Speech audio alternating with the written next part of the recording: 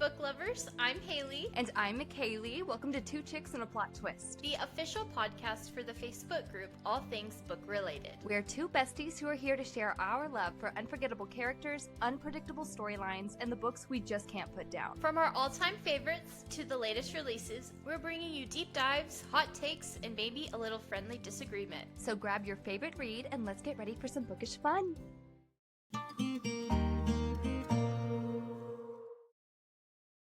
Hey everyone, and welcome back to Two Chicks and a Plot Twist. We are so glad that you're here with us today. We have got a super fun episode planned for you guys. That's right. Today's episode, we have a super exciting guest joining us. She's an author and writing coach. Basically, the ultimate book world multitasker.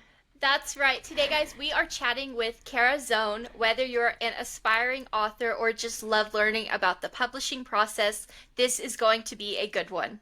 We have so many questions, and we know you guys will love hearing her insights. So let's dive into today's episode with Kara Zone. Say hi, Kara. Yay. Hi, thank you so much for having me. I'm excited to be here also. Yay. And real quick, is it Kara or Kara? It is Kara. Kara. I always say that it kind of depends on where you are at in the world because right. the short or long A. So wow. In the West, it's Kara. In the East or in England, most people call me Kara, so it doesn't really matter. Interesting.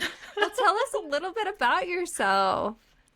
This is fun. I'm 45. I started my novel writing process when I was about 28. Before that, I didn't actually really write, although I always wanted to be a writer. I had two small children at the time, and I left my marriage. And so I took them, and he's still in their lives and everything. It's, but I went to college because that's something I had always wanted to do. And so I went to school full time, had two small children, worked two jobs, and with the entire intent of coming to the point where I could learn how to write a novel and eventually publish it.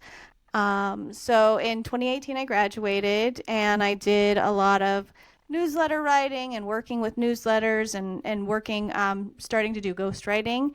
So I did that from 2019 to about 2023, learned how to write a novel, learned the ins and outs of indie publishing, and I had decided that that's really what was for me, knowing that the options were still there if it ever got to the point where I needed or wanted to find an agent and go traditional publishing route. But like you had said, there's like a multitasking type of situation going on. And I think that that's really one of the things that I like most about indie publishing is just because I can not do it all, because I definitely can't do it all, but I really do enjoy getting my fingers into all of the little nooks and crannies that come with that. Man, I love that. You respect to you because wow, I am trying to picture myself in your shoes, and I'm like, I don't know if I could do any of that. My willpower is crazy, but you have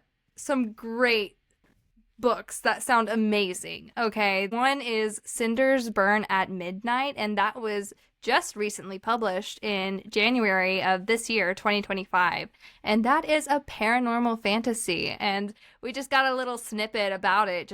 It's brimming with dynamic characters, rich settings, and evolving magic. And Cinder's Burns at Midnight, it follows a new college student, Caitlin Gilbert, as she awakens to her magical powers and the destiny before her. Can you tell us about this book? Because wow, it sounds like it's full of everything. Perfect, exactly right up our alley. Something we would love. Yes. Awesome. Well, and then that description sort of morphed into new adult dark fantasy as descriptions and things usually change. Originally, first off, you guys both have really great voices, so it's awesome that you do podcasts and radios. So thank you. You're so kind. Thank you. And it wasn't necessarily a romantasy either, but readers are starting to peg it as a romantasy. Doesn't follow the same pattern as a romantasy. So it's on the edge of that. But Caitlin is a young woman who is suppressed, oppressed. It's sort of the darkest version and magical version of Munchausen syndrome, where your parents drug you and everything like that. And it's not really a spoiler because it's right on the cover, but her mom uses her powers to kill people and take their money, basically with the drugs. And she doesn't remember anything, and she gets this one little tiny speck of like independence, and then everything like crumbles and falls apart, and it's this whole journey throughout her discovering that magic is real and seeing her estranged father for the first time in 10 years and becoming reacquainted with her brother who was also estranged. There's a lot of complex PTSD themes in it, just because mental health is super important to me. I actually have CPTSD, and it's something that I think everybody should talk about a little bit more.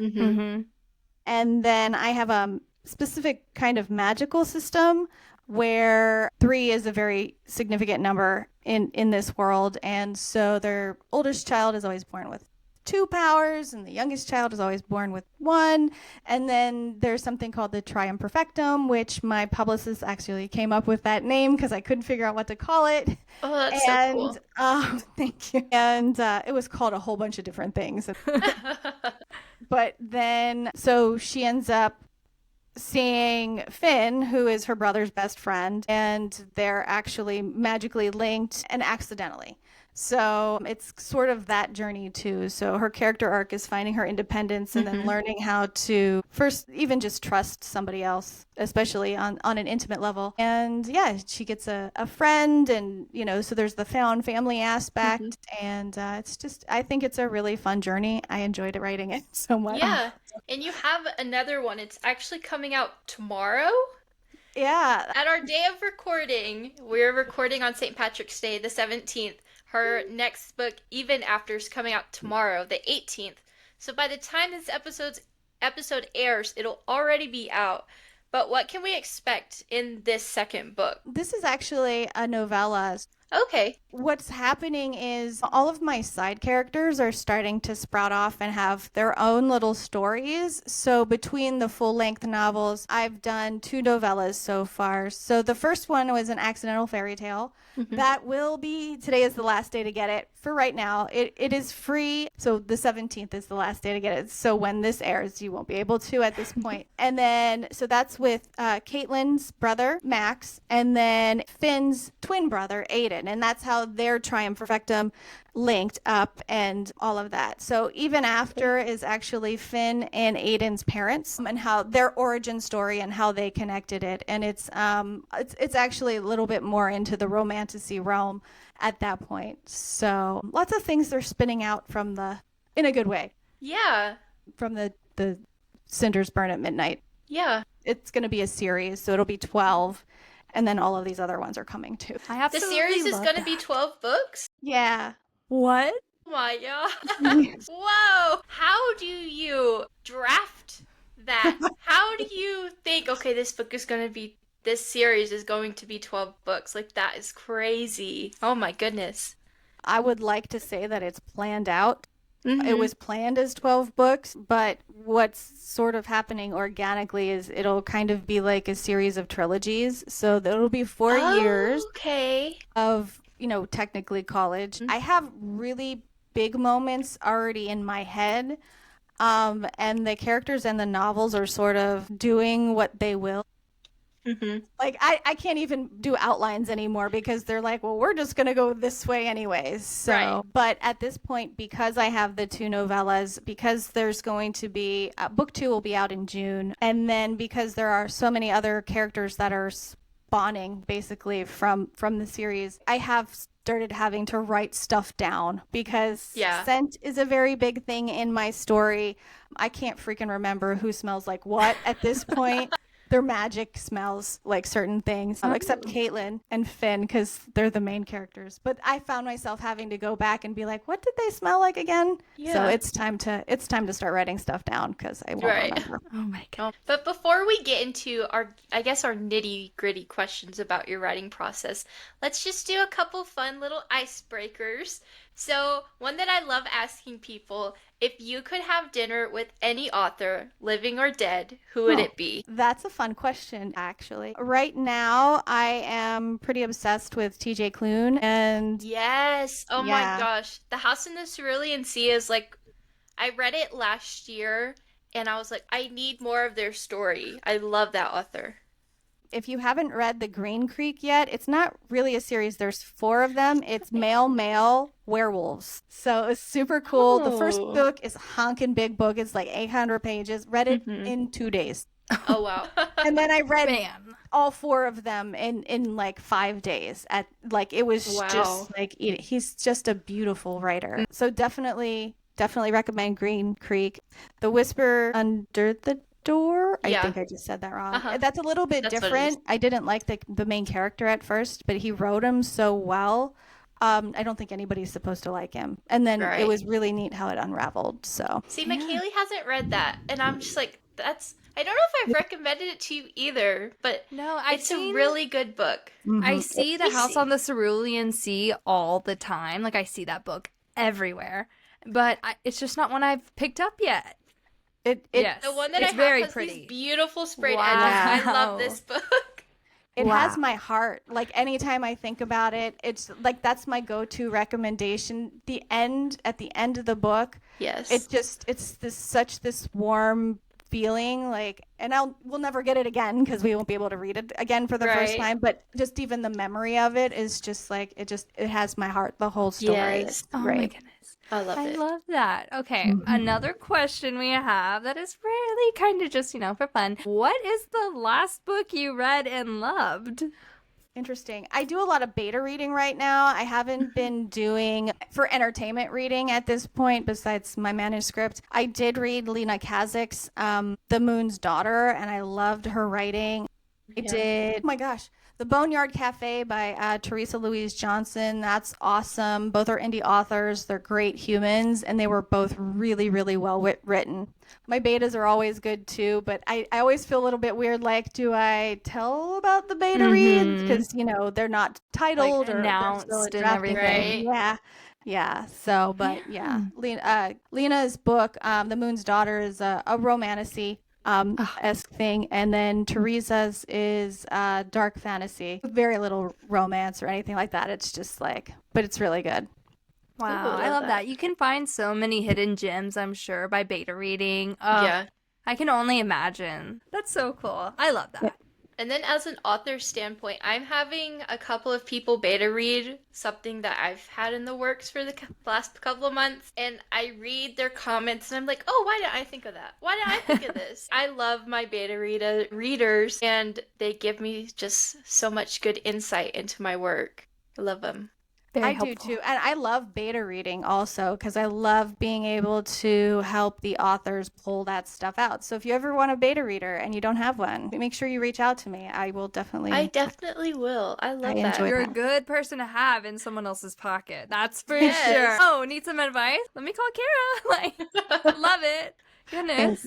So we talked about this a little bit at the beginning, but what really inspired you to become a writer? Well, I always wanted to. It wasn't something that I ever thought I could get because like I said, I have the CPTSD, so it was a very different childhood from I think a lot of people's, and I just didn't believe in myself enough because I just didn't have that, wherewithal. And one night and I wrote a little bit, in my childhood and everything like that. And I always loved books, and I was always a dark kid. But I was 28 years old. I had 2 children. We were very unhappy in our marriage. It was starting to affect the kids. I went to sleep one night, had a freaking dream, woke up, and the characters wouldn't stop talking to me. I mean, literally, I wrote the very first draft, pen to paper, notebooks in 6 weeks. Oh, wow. 160,000. I had no idea what I was doing. They just wouldn't stop talking. I needed them to stop. So it set my whole life in a really positive motion. Yeah. So you are obviously an author, and you are on your way to publishing many, many books. All right. And you're also a writing coach. I am. How do you balance this with everything that you have going on? Well, I work from home and my kids are grown and I have a lot of extra time on my hands because of that. College really taught me how to balance things really well. So I'm just so grateful that I went, and I'm grateful for the the people who encouraged me to go and do what I wanted. So that did help. But I also work like part-time jobs, so I can really be flexible. One of the things that I'm really passionate about is helping other people fulfill their dreams with, authorship and those kinds of things. So while I can't do it all, I try to offer everything that I possibly can, because I do know what it's like to not believe in yourself, and I know what it's like to not believe in your writing, and I want to be able to help somebody not feel that anymore. Right. Even if they have doubts. I do have a really good team of people with me. I have really good, like, a writing group who's very supportive, and they're there for me when I have maybe, doubts in myself and stuff. My husband is amazing. My kids are great. My family doesn't necessarily understand what I do, but they're still supportive. Right. And then I do have like an assistant who works for me for like 15 hours a month, so she can take on some of the indie publishing stuff because it is a lot. But I really do love helping people find their voice, and it's really important, I think, to find that core part of yourself and really develop it, because lots of things can happen. Right. You were so amazing for that. I love you. I love you so much. I just hope I'm not talking too much. No, absolutely not. Everything you're saying, you've got me on the hook. I am all ears. Good, I'm glad. Yes. Let's move now. You talked about it a little bit about mental health in books. We both think that it is such a big thing, and you don't see a lot of people talk about it in books. A book that I really liked that talked about it was Phantasma by Kaylee Smith, and she was one of the first authors I had ever read that even talked about mental health. But what really inspired you to put aspects of mental health in your books? I am writing Phantasma down because I haven't read that yet. Thank you. So good. Okay. Oh, she's about to release her next book too, so you're reading it just in time. Awesome. Man. Thank you for that question also. I have CPTSD, and I came from a background of abuse and trauma. And it wasn't, the more I started to figure out about my brain and how it worked, when I realized I had CPTSD, when I realized I have a chemical imbalance, when I realized that I am probably very, very neurodivergent, that stuff started to come together. I wanted to portray trauma and abuse, number one, in a cyclical pattern, because it's never just like, oh, this person's really mean, they're just going to be really mean. It's if I look back generations, I can see all of the same patterns there. So I didn't want to come out and be like, well, trauma is just because this person is, evil or something. It really is a cyclical problem. And it messes with your brain chemistry, and it messes with your neurons. And so I love neurology also.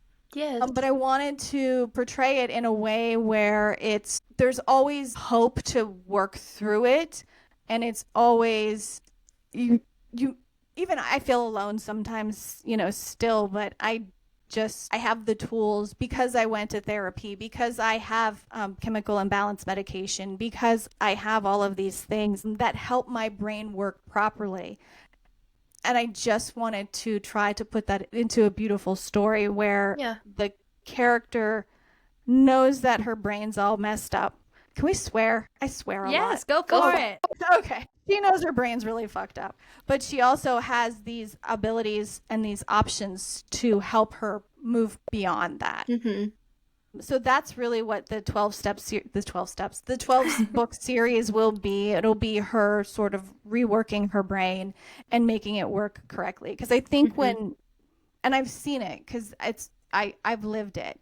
But I've seen how I was before therapy and the medication, and how much it's helped me, even though it was painful and it was awful at times and touching those things. I just think that everybody should get that chance to do that. I have a degree in psychology, so the why of all of this is so intriguing to me. And so I'm always asking questions. And I think it's so important. And I love that you pointed out not just villains have traumas. You know, that it's so true. And I don't feel like that's ever been pointed out to me either. So hearing that, I'm like, oh, you're right. That is so very true.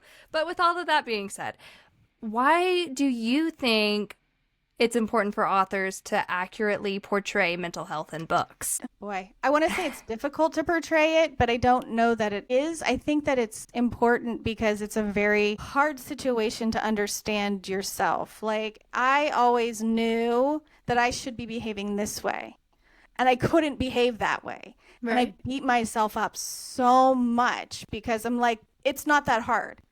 But my brain wasn't working. Like, well, your psychology, so you understand, like, when you get traumatized, your neurons just automatically shift into a direction, and they kind of dig into your brain into a specific pattern. So trying to redirect yourself is just, it takes years. And I think a lot of people don't want to go there because it not only is it hard, but it's not hard emotionally. It's just literally really hard to just shift your brain into that, which is why I think meditation and everything's so good.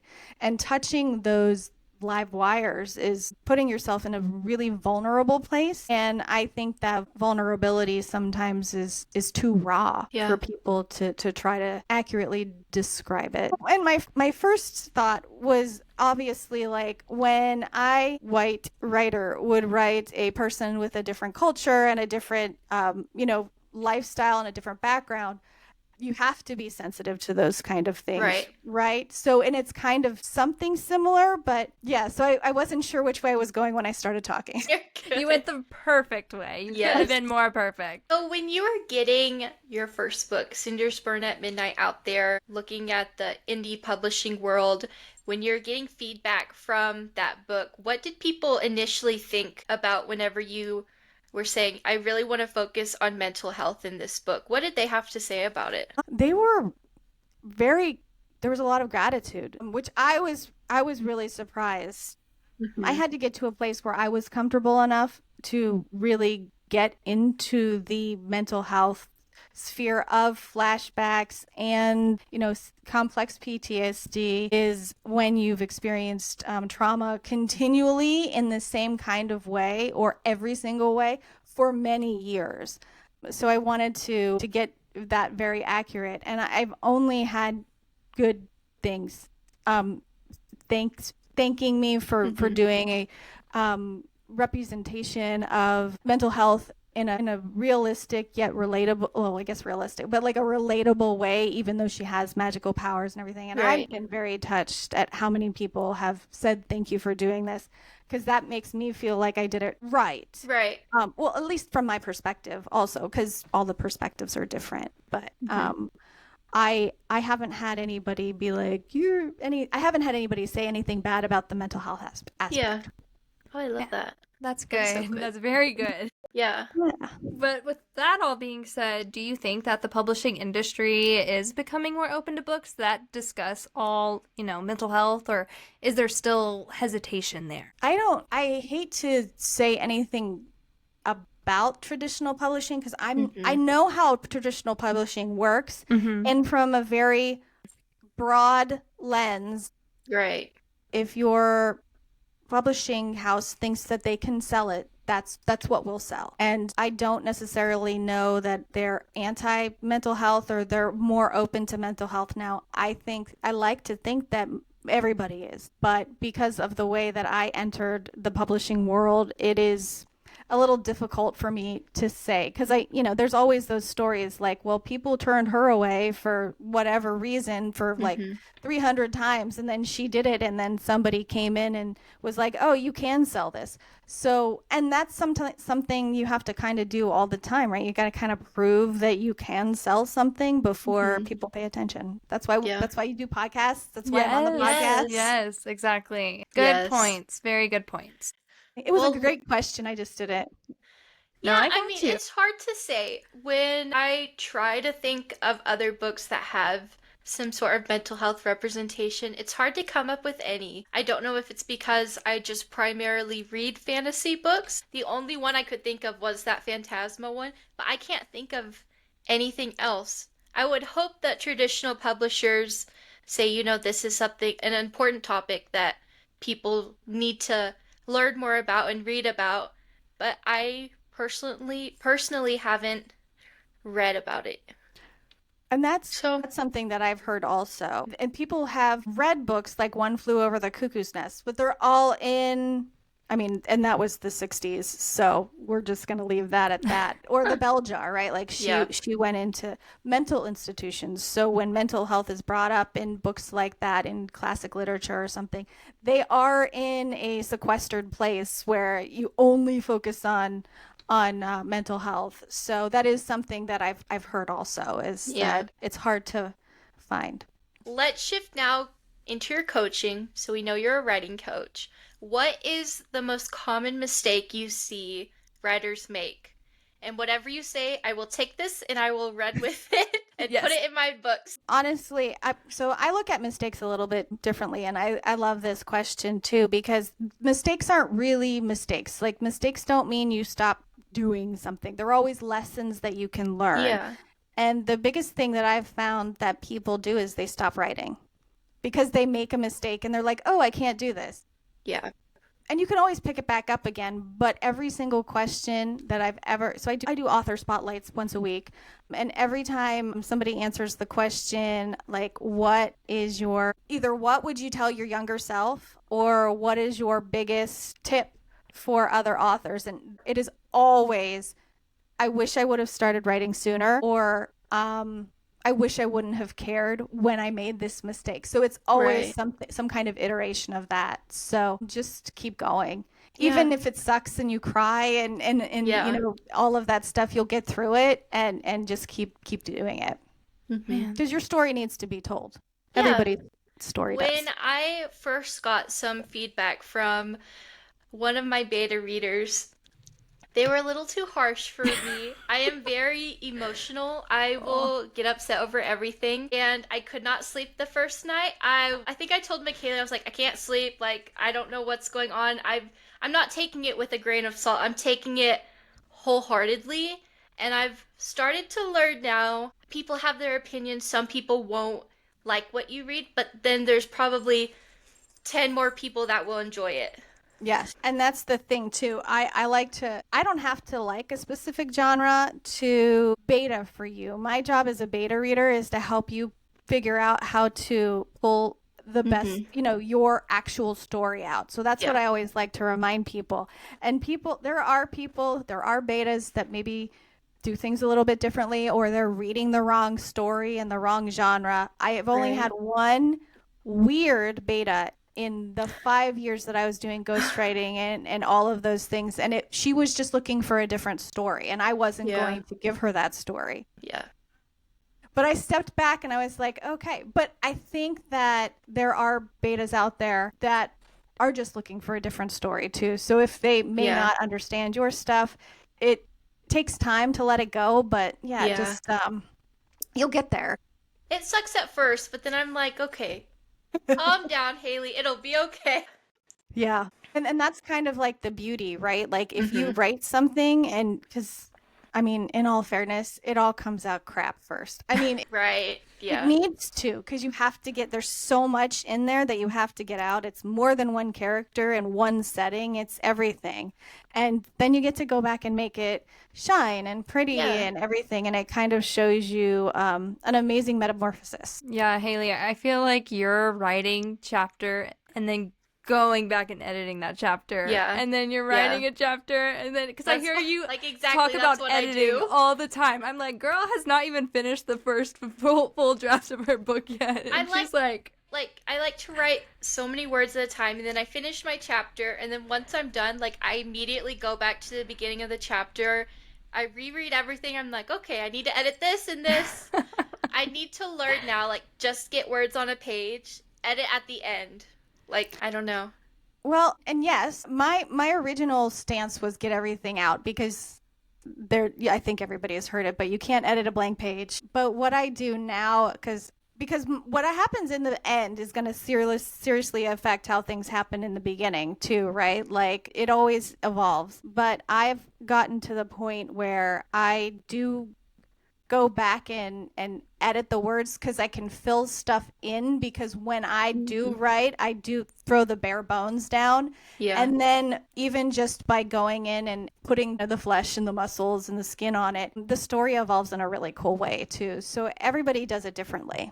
Yeah, but to say everyone has their own process, whatever works best for you, just keep writing. Yeah. Yeah. With all that, again, being said, what's the biggest piece of advice that you'd give to aspiring authors looking to improve their craft? Keep writing. Yeah. Yeah. I mean, honestly, and that kind of goes for indie publishing too. Like, just keep doing it. We're going to make mistakes. You're going to move forward, and you just learn how to pivot and go. Even if you think it's crap, don't throw it away. That's another piece of advice. Put it somewhere and revisit it in like a year or 3 months or 6 months, because it's probably not crap. There's probably something great to be said there. Our last guest, she said the exact thing, I'm pretty sure, word for word. Yeah. So her name's Claire Solly. And y'all, I think you both have your heads in the right places. Yeah. I'm loving it. So it's all good advice. I love it so much. Claire Solly? Claire Solly. Yes. Okay. I'll check her out too. Yes, she's amazing. Moving into the indie publishing, something that a lot of indie publishers find super important when trying to get their book out there is social media. How did you go about doing your social media, and was it super important to you as well? Yes. So I came from an industry of ghostwriting. I'll just call it a tier, because there are ghostwriters who are respected, and there are authors who do help out so many writers in that kind of realm. However, I didn't know what the hell I was doing. I mean, I literally Googled, how do you become a ghostwriter? So like, that is how I started learning how to be a ghostwriter.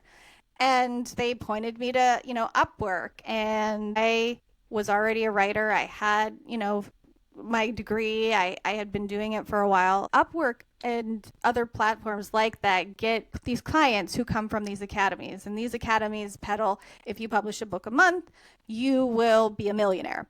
They don't talk about the seriousness of being visible. And every single person that I worked for, every single person blamed the writing because the book wasn't selling. And I was like, listen, 11,000 books get published daily. How is this book that you're putting out here that you're not making visible? How is it going to be seen?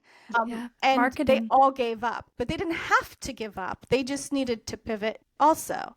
So in that time, I learned a lot of hard lessons, and I did cry a lot. It was very difficult, and my ego has been ground to basically powder, and it's helped a lot. Wouldn't recommend anybody else doing it. It was not, but I learned a lot. And in that time, I learned how important social media was. I also learned how expensive indie publishing is. Yeah. Social media is a great way to do it organically as much as you can. Eventually, you will have to put money into marketing. There's no going around that.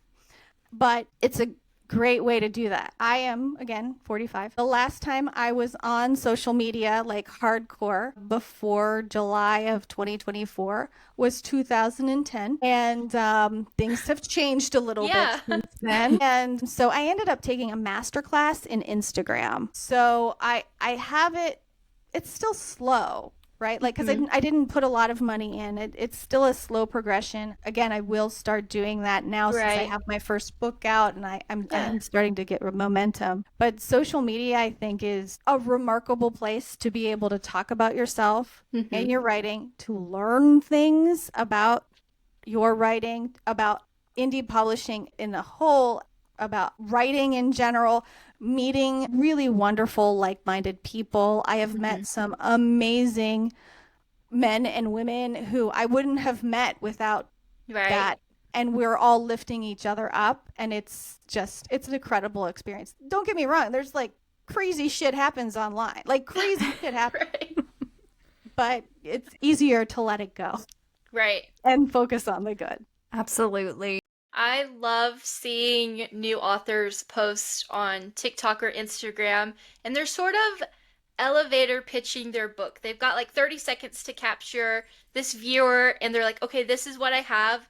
These are the tropes that are in this book, and they're like, this is my book. I just wrote it. I'd love for y'all to check it out. And social media is such an important thing to be on, whether you're trying to sell your business or your books or anything like that. Like I do 2 seminars for social media for indie authors to show them the power of it. Yeah. And to show them how to do it. And I do that 2 times a month. It's a free workshop. Like I have everybody, I have guest speakers the second, I do it the second and the fourth week of every month. And the fourth week, I always have a guest speaker who I met on social media who does something really good. And then the first one's always tutorial. So that's so cool. Listeners, are you listening?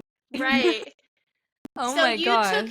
You took a master class for social media, Instagram, and you're like, okay, and now I'm going to do that free for people. I love that. Well, and there isn't really anything directed toward book selling. Like the one that I took was fantastic, and I love her, and her name is Carla, and I am not affiliated, and she's Dutch, and she's super sweet. But it was a generalized like masterclass. Like it was, you can be from any kind of industry and come and do this. So I really learned what authors were doing and not figured out the algorithm because it always changes, but I kind of know how to like massage it. Yeah. And I think that, again, it's part of that. I don't want people to give up. I just want people to have a different way. That is amazing. You are awesome for that.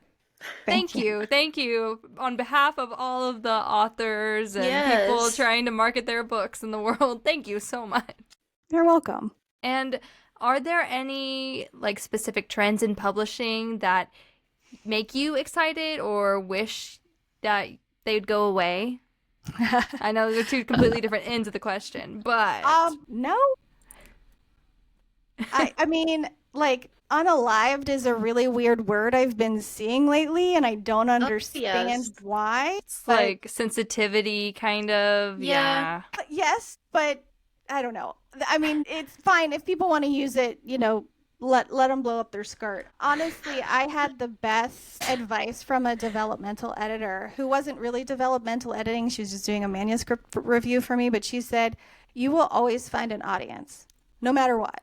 You have to figure out how to find them, but you can find them. So if you're doing, I mean, obviously hockey romances is like, the thing right now. Right. But if, you're doing something that you don't see a lot of at this point, you'll still find an audience. And the trends that are there that aren't really for me, they're just not for me. They're probably for somebody else, though. Yeah. That was such a good way to answer that question. Like, that was so good. Yeah. Thank you. Is there anything else you want to share with our listeners? Anything that you're working on now? Well, I am working on book 2. I'm actually almost done. It's going to betas at the end of the month. I'll be starting a PNR when my book goes to betas, I'll do a PNR, which is still a continuation of the world that I'm building. If anybody is interested in coming to the seminars, feel free to hit me up on Instagram. I can send you the links, and I have a newsletter that I am doing for that. I really do just want to help people. I do consulting on that too. That is not free, but I'll do a 45-minute call. And the seminars, because I want to see as many people succeed as they can. So I think that's it. I'm still getting used to the call to action situation. Right. No, you're good. Can you go ahead and share your handles or website information? Sure. My handle, I'm always at Instagram. I just picked up TikTok. I'm pretty much on Instagram at this point. So that's Kara M Zone _writes. And then my website is just my KARAM Zone at .com. So there's that, and I think that those are pretty much the 2 places where I pretty much hang out. So well, we've loved having you. You are amazing. You are so insightful. You've opened up my brain and just dissected it. You got me hooked the entire time. I'm just glued to my screen staring at you. I wish we could have had a conversation in person because I don't think it would have ever ended. So much. That's really a big compliment. I appreciate it. No, you are absolutely so insightful. We will be sharing all your socials on our social media. We want to get people to you, like that, all that seminar stuff you are doing. That's incredible, and I love the idea of that. Thank you. So awesome. My book Cinder's is going on sale tomorrow for a week also. It'll be 99 cents for the digital copy. On Amazon only. So okay. Oh, that's so exciting. Thank you. Yeah, no, I appreciate everything. I really do. Bye, and thank you again. Yes, You've been a great guest. Thank you. I really appreciate it. I had a lot of fun. Thank you. Bye. Bye. Well, guys, that's a wrap on today's episode of Two Chicks and a Plot Twist. We hope that you enjoyed listening to our interview with Kara. We would love to hear your thoughts about this episode, so send us a message or comment on our socials. Thank you guys so much for listening and supporting us. If you're interested in being a guest on our podcast, check out our Instagram or Facebook page at Two Chicks and a Plot Twist. There's a sign-up form in our link tree. From our link tree, you can also visit our website, sign up for our email newsletter, and check out our merch. Yes, guys, you can follow me on Instagram. It's at Haleys.books. And you can follow me on Instagram at McKaylee Daniels. Join us for our next episode where it'll actually be my birthday. So we are going to be celebrating with a little fearless discussion. So excited. Can't wait for you guys to listen. And you can expect a podcast episode from us every Thursday. You already know. See you next time. Bye.